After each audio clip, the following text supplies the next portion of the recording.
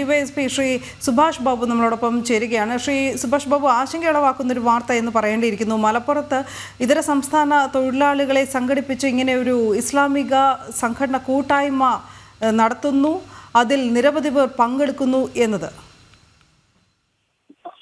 തീർച്ചയായിട്ടും അതിപ്പോ ഒരു മതാടിസ്ഥാനത്തിൽ സംഘടിച്ച് ഇതേമാതിരി പ്രവർത്തനം നടക്കുന്നത് പരസ്യമായി ചെയ്യുന്നില്ലെങ്കിൽ പോലും രഹസ്യമായി നേരത്തെയുള്ള കാര്യമാണ്. ഇതുപോലെ തന്നെ അന്യ സംസ്ഥാന തൊഴിലാളികൾ അധികവും ബംഗ്ലാദേശിൽ നിന്ന് വന്നിട്ട് ബംഗാൾ പ്രദേശങ്ങളിൽ നിവസിക്കുന്ന ആളുകളും അവരുമായി ബന്ധപ്പെട്ട ആളുകളുമാണ് അധികം ഇവിടെ വരുന്നത്. അവരെ സംബന്ധിച്ച് അവിടെ നിന്ന് മയക്കുമരുന്ന് യഥേഷ്ടം കടത്ത്, അതുപോലെ തന്നെ ഇപ്പൊ കള്ളനോട്ട് പോലും അടുത്ത ദിവസം പിടിക്കപ്പെട്ടിരിക്കുന്നു. അതിന്റെയൊക്കെ ഉറവിടം നമുക്കറിയാം എവിടെ നിന്നായിരുന്നു ഉണ്ടായിരുന്നത്.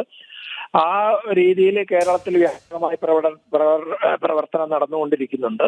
കേരളത്തിൽ ഈ വരുന്ന ആളുകളെ കണ്ടുപിടിക്കുന്നതിനും അവരെ സ്ക്രീൻ ചെയ്ത് അവരെവിടെ താമസിക്കുന്നു, എന്ത് പ്രവൃത്തി എടുക്കുന്നു, എന്തിനു വന്നു, എന്തൊക്കെയാണ് അവരുടെ അസാൻമാർഗികമായ പ്രവർത്തനങ്ങളെന്നും രാജ്യദ്രോഹ പ്രവർത്തനങ്ങളെന്നും കണ്ടുപിടിക്കാൻ ഒരു സംവിധാനം നമ്മുടെ സംസ്ഥാനത്തില്ല എന്നുള്ളത് നമ്മൾ നേരത്തെ പല പ്രാവശ്യം കണ്ടിട്ടുള്ളതാണ്.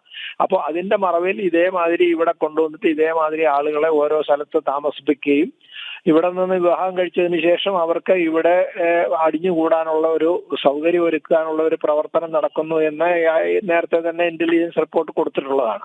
അപ്പൊ അതുകൊണ്ട് ഇവിടെയുള്ള ആളുകളെ സംബന്ധിച്ചിടത്തോളം അവർക്ക് നിർബന്ധമായിട്ടും അവരുടെ രേഖകളും പിന്നെ ആധാർ ഉൾപ്പെടെയുള്ള രേഖകൾ, അത് ആധാർ നമ്മൾ കണ്ടല്ലോ, ഇപ്പം പോലീസ് പരിശോധിച്ച ചില ആധാറിലൊക്കെ അവർ കൃത്രിമമായിട്ട് ഉണ്ടാക്കപ്പെട്ടതാണെന്ന് വരെ കണ്ടിട്ടുണ്ട്. അപ്പൊ എന്തായാലും ഇന്ത്യയിലേക്ക് ഇതേമാതിരി അന്യ സംസ്ഥാനങ്ങൾ അതേപോലെ തന്നെ നമ്മുടെ അയൽ രാജ്യങ്ങളിൽ നിന്ന് നുഴഞ്ഞു കയറുന്ന പ്രധാനമായിട്ടും നമ്മുടെ മയൻമാർ, അതുപോലെ തന്നെ പിന്നെ ബംഗ്ലാദേശ് തുടങ്ങിയ സ്ഥലങ്ങളിൽ നിന്നാണ് കൂടുതൽ ആളുകൾ വന്നുകൊണ്ടിരിക്കുന്നത്. അവരെ ഇവിടെ വന്നതിന് ശേഷം അവർക്ക് ആശ്രയം കൊടുക്കാൻ ഒരു പുതിയ സംവിധാനം എന്ന് നമ്മൾ ഇതിനെ കാണുന്നു.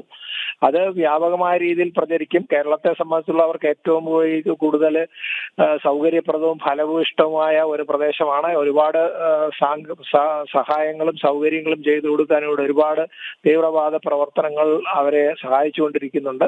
അപ്പൊ അതിന്റെ ഭാഗമാണിത്. അത് നമുക്കൊരു അത്ഭുതമൊന്നും തോന്നണ്ടല്ല. ഇതിന് കാര്യമായിട്ട് പ്രവർത്തനം നടത്തി അതിനെ പ്രതിരോധിക്കാനും നിയന്ത്രിക്കാനും സാധിക്കില്ലെങ്കിൽ കുറച്ച് കഴിയുമ്പോൾ ഇതിന്റെ വളരെ അപകടകരമായ ഒരു സാഹചര്യത്തിലേക്ക് ഒരു പ്രതിസന്ധി നമ്മുടെ കേരള സമൂഹത്തിനുണ്ടാവും എന്ന് ഉള്ളതിന് സംശയം വേണ്ട. ശ്രീ സുഭാഷ് ബാബു, ഒന്നുകൂടി, കാരണം വ്യാപകമായി ലഹരി കേസുകൾ നമ്മൾ റിപ്പോർട്ട് ചെയ്യുന്നുണ്ട് ഈ അടുത്ത ഇടയായിട്ട്. ഇതിലൊക്കെ ഇതര സംസ്ഥാന തൊഴിലാളികളോട് ഒരു സാന്നിധ്യമുണ്ട്. ഈ കേരളം അതിഥി തൊഴിലാളികളെന്ന് ഇരു കൈയും നീട്ടി ഇവരെ സ്വീകരിക്കുമ്പോഴും സ്വാഗതാർഹമാണ്. എങ്കിൽ തന്നെയും കൃത്യമായ കണക്കുകളുണ്ടോ, ഇനി അനധികൃത താമസക്കാർക്ക് ഇവർക്കിടയിലുണ്ടോ എന്നത് നമ്മൾ തന്നെ പലപ്പോഴും ചർച്ച ചെയ്തൊരു വിഷയം കൂടിയാണ്. ഇപ്പോഴും ഈ കാര്യത്തിൽ പോലീസും ആഭ്യന്തര വകുപ്പും ഒക്കെ നിസ്സംഗത പാലിക്കുന്നു എന്ന് വേണോ കരുതാൻ? തീർച്ചയായിട്ടും. കാരണം അവരെ ശരിയായ രീതിയിൽ ഇവിടെ വരുന്ന ആളുകൾ ആരെ എവിടെ നിന്ന് വരുന്നു എന്ന് പറയുന്നു, അവരുടെ ശരിയായുള്ള വിലാസവും അതുപോലെ തന്നെ അവരുടെ ഏത് പ്രദേശത്ത് നിന്നാണ് ഇവിടെ എത്തി, എന്താവശ്യത്തിന് എത്തി എന്നുള്ള വിവിധ കാര്യങ്ങൾ. ഇവിടെ ഒരുപാട് സംവിധാനങ്ങളൊക്കെ ഇപ്പൊ തൊഴിൽ വകുപ്പിലുണ്ടായി, സാമൂഹിക വകുപ്പിലുണ്ടായി, പോലീസിലുണ്ടായി എന്നൊക്കെ പറഞ്ഞ് നമ്മളിവിടെ എല്ലാവരും ഘോഷിച്ചിരുന്നുണ്ട്. ഇപ്പൊ അതിന്റെ ശബ്ദം തന്നെ കേൾക്കാനില്ല.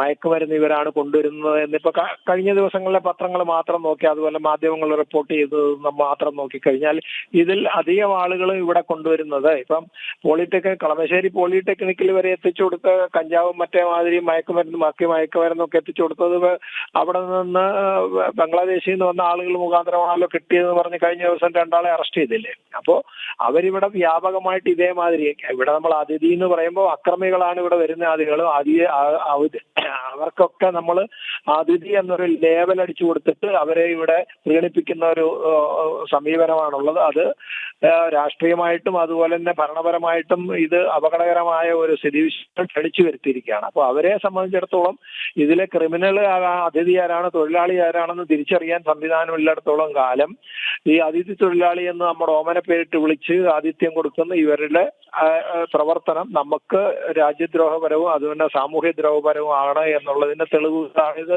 നമ്മളിപ്പോ ഇപ്പൊ കേട്ടുകൊണ്ടിരിക്കുന്നത്. അത് നമ്മൾ ശരിക്ക് അനുഭവവേദ്യമാകുന്നത് ഒരു 2-3 കൊല്ലത്തിനുള്ളിൽ അത് നമുക്ക് വ്യാപകമായിട്ട് നമുക്കൊരു അപകടകരമായ സാഹചര്യത്തിലേക്ക് നമ്മളെ എത്തിക്കും എന്നുള്ളതിന് സംശയം വേണ്ട.